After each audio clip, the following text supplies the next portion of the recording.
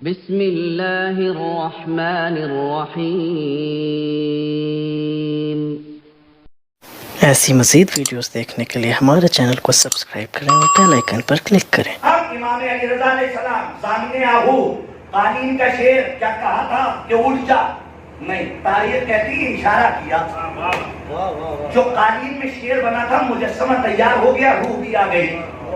اسے کہتے ہیں ولی مطلق، کہ جو کائنات پہ اختیار رکھے۔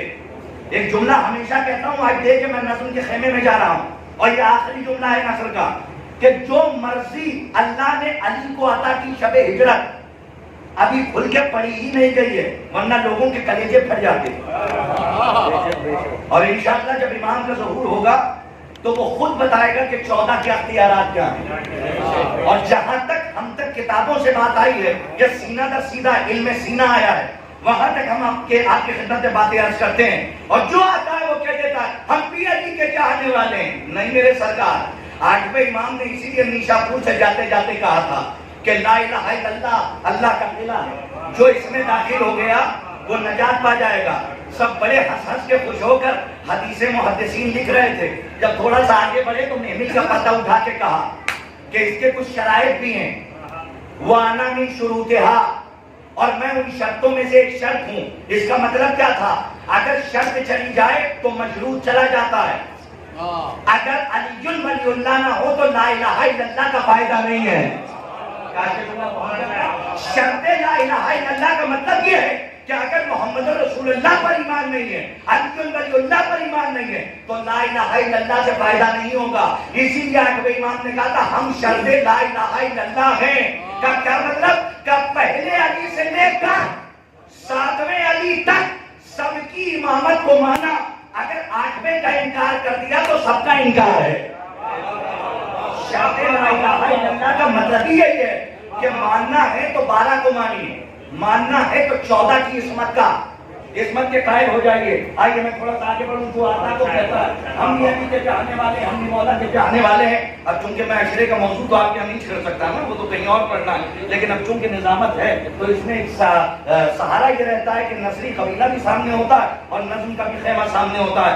اس لیے جو آئے ہم بھی علی کے چاہنے والے ہیں۔ اس لیے مؤذن ولایت نے کہا تھا، کیا کہا؟ وہ فرماتے ہیں کہ شعور حسن طلب کو جگانا پڑتا ہے، شعور حسن طلب کو جگانا پڑتا ہے، وسیلے دار پر خود کو سجانا پڑتا ہے۔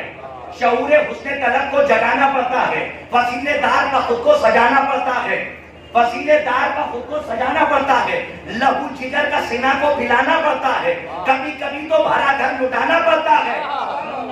سن لیجیے، چاہے جیسے آپ سنیں غدیر کی محفل ہے، مولا آپ کو آواز ہے، کبھی کبھی تو بھرا گھر لٹانا پڑتا ہے۔ گوہر کے کاسے بدذات میں نہیں ملتا، علی کا عشق ہے خیرات میں نہیں ملتا۔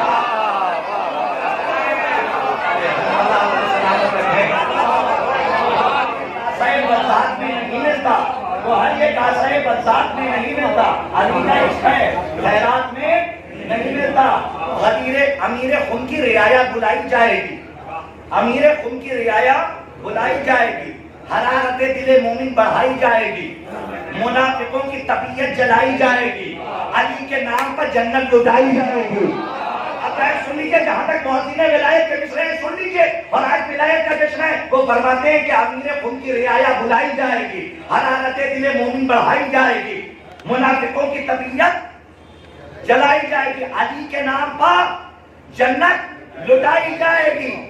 چمن چمن سر محشر کلی کلی ہوگا، قسم خدا کی وہاں بھی علی علی ہوگا۔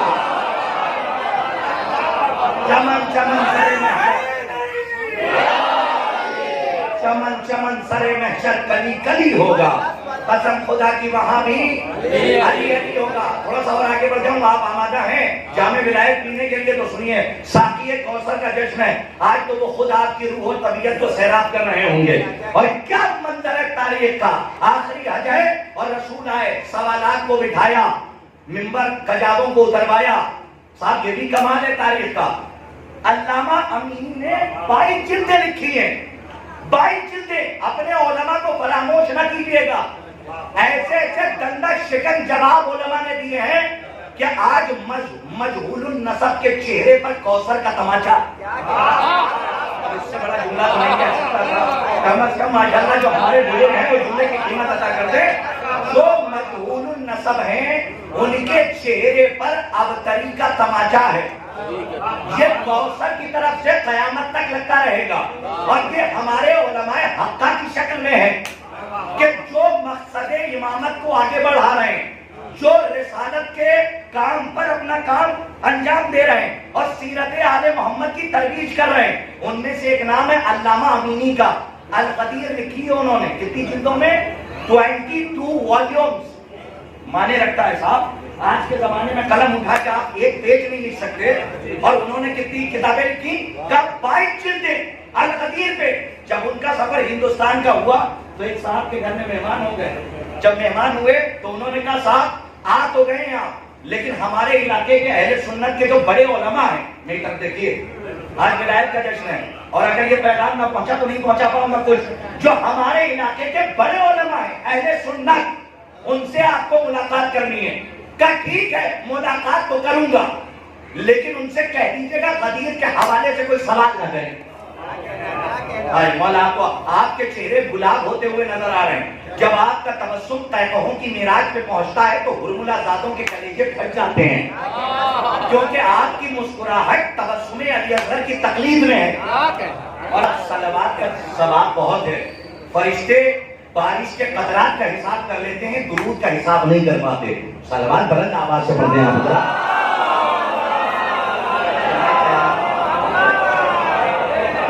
صاحب اتنی دیر سے میں بول رہا تھا تو ریکارڈنگ اچھی ہوئی نہیں ہوگی, ہو گئی؟ ہاں ٹھیک ہے. کبھی کبھی یہ چھوٹا والا بہت بڑا کام کرتا ہے. ہم آج تو غدیر ہے, اگر اشاروں میں داد نہ ملے, اختیاروں میں داد نہ ملے تو پھر کچھ نہیں ہو سکتا. عزیزوں یہ ظاہر سی بات ہے, میں آپ کی خدمت میں عرض کر رہا ہوں. علامہ امینی نہیں تک علامہ امینی بیٹھے ہوئے تھے اور انہوں نے کہا ہمارے علاقے کے اہل سنت کے بڑے مفتی, ان سے ملاقات کرنی ہے. علامہ نے کہا ٹھیک ہے ملوں گا, ان سے کہیے گا غدیر کے حوالے سے کوئی سوال نہ کریں. اس پیج کو نہ دیکھیے, مجھے دیکھیے گا, علماء دعائیں دے دیں گے, لیکن آپ صرف میری طرف دیکھتے رہیے تاکہ نیت باطل نہ ہونے پائے. اللہ آپ کو شاد و آباد رکھیں. بیٹھے ہوئے تھے, کہا آ گئے, بیٹھے, اور بیٹھنے کے بعد اب چونکہ علامہ امینی کے سامنے آئے اور علماء سوال نہ کریں, ایسا ہو نہیں سکتا ہے. اور وہ بیٹھے, علامہ امینی سے کہا صاحب سے بتائیے آج کا سوال جو آج پیدا ہو رہا ہے, یہاں سے لے کے کلچر ہاؤس تک کی بات میں کر رہا ہوں.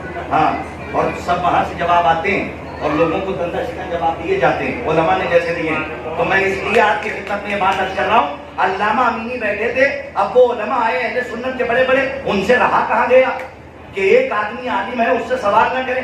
ایک فوراً انہوں نے کہا صاحب یہ بتائیے اسلام میں بڑے مسئلے ہیں, الغدیر لکھنے کی کیا ضرورت پڑ گئی؟ اور مسئلوں میں کتاب لکھیے, الغدیر کیا ضروری ہے؟ اللہ آج کا سوال جو آج کل کچھ زیادہ پڑھ لکھ لیتے ہیں, مولا بابا زیادہ پڑھے لکھوں سے خطرہ ہے, پڑھے لکھوں سے خطرہ نہیں ہے, کیونکہ زیادہ پڑھ لکھنے لینے والا اپنے جامع علم کو سنبھال نہیں پاتا, علم چھلک جاتا ہے. وہ سوچتا ہے جنت سے آگے نکل جاؤں, اور ٹھہرنا جنت پہ ہے. صاحب سمجھ لیجیے, جنت سے پہلے قدم لڑکھڑائیں گے تو آگے جانے کی دعا ہے, پلٹنے کی دعا نہیں ہے. میں کچھ کہہ رہا ہوں, اپنی حدوں میں رہ کر لوگوں کو بات کرنی چاہیے. کہنے لگے الغدیر لکھنے کی کیا ضرورت ہے؟ 1400 سال گزر گئے, عالم دین تھے اہل سنت کے, ہم جن کی قدر کرتے ہیں. علم کے میدان میں کسی فرقے کا عالم ہو, علم کی قدر ہوتی ہے. جملہ بڑا تھا, آپ نے نہیں محسوس کیا. کسی مذہب کا عالم ہو, علم کی قدر ہوتی ہے. انہوں نے بیٹھے وہ, اور دستے ادب چھوڑ کے انہوں نے کہا صاحب میں نے کہا تھا سوال نہ کیجیے گا, اگر کر لیا ہے تو جواب سنیے. کہا کیا پوچھا آپ نے؟ کہا علامہ 1400 سال کے بعد الغدیر لکھنے کی کیا ضرورت آ گئی, اور مسئلوں پہ کتاب لکھی ہے, اسلام میں بڑے مسئلے ہیں. علامہ نے کہا کہ یہ بتائیے کہ ایک سوال میں بھی کروں. کہا کیجیے. کہا ایک حدیث کے بارے میں آپ کا کیا خیال ہے؟ کہا کون سی حدیث؟ کون سی حدیث؟ کہا ایک حدیث ہے, ماتا ولم یار امام زمانہ ماتا میتتن جاہلیہ. جو اپنے زمانے کے امام کو پہچانے بغیر مر جائے وہ دور جاہلیت کی موت مرتا ہے، جاہل نہیں۔ مولا، ارے مجلس سننے والے بیٹھے، علماء بیٹھے، جاہل نہیں کہا، دور جاہلیت کی موت، اس کا مطلب کفر کی موت مرتا ہے۔ جو اپنے زمانے کے امام کو نہ پہچانے اور مر جائے وہ کفر کی موت مرتا ہے۔ علامہ امینی نے جیسے ہی کہا تو علماء سنت کے بہترین عالم جو بیٹھے تھے انہوں نے کہا یہ حدیث تو فریقین میں ہے، کوئی اختلاف نہیں ہے، اہل سنت کی معتبر کتابوں میں ہے، تو کہا ذرا اس کی شرح فرما دیجئے۔ تو انہوں نے شرح کی کہ من ماتا ولم یعرف امام زمانے ہی ماتا میتۃ جاہلیہ۔ اس کا مطلب یہ ہے، اہل سنت کے عالم کہہ رہے ہیں، کس سے؟ علامہ امینی سے، اس کا مطلب یہ ہے کہ صرف اسلام پر جینا کمال نہیں ہے، اسلام پر مرنا کمال ہے۔ یعنی جو اپنے زمانے کے امام کو پہچانے اور مرنے سے پہلے انکار کر دے وہ جہنمی ہے۔ صرف پہچاننا کمال نہیں ہے، امام کی معرفت میں مرنا کمال ہے۔ علامہ امینی نے کہا اب سمجھے آپ کہ الغدیر کیوں لکھ رہا ہوں، کاش کے جملہ پہنچ جائے، کہ اب سمجھے آپ کہ 1400 سال کے بعد الغدیر کیوں لکھ رہا ہوں۔ اگر سب نہ بولے نا تو افسوس ہوگا شہر انیس، شہر دبیر، شہر لکھنؤ تک جو جملہ آپ کے حوالے کر رہا ہوں۔ علامہ امینی نے کہا اب سمجھے آپ میں 22 جلدوں میں الغدیر کیوں لکھ رہا ہوں 1400 سال کے بعد۔ کیوں لکھ رہے ہیں؟ صرف اس لیے کہ آپ جہالت کی موت نہ مر جائے۔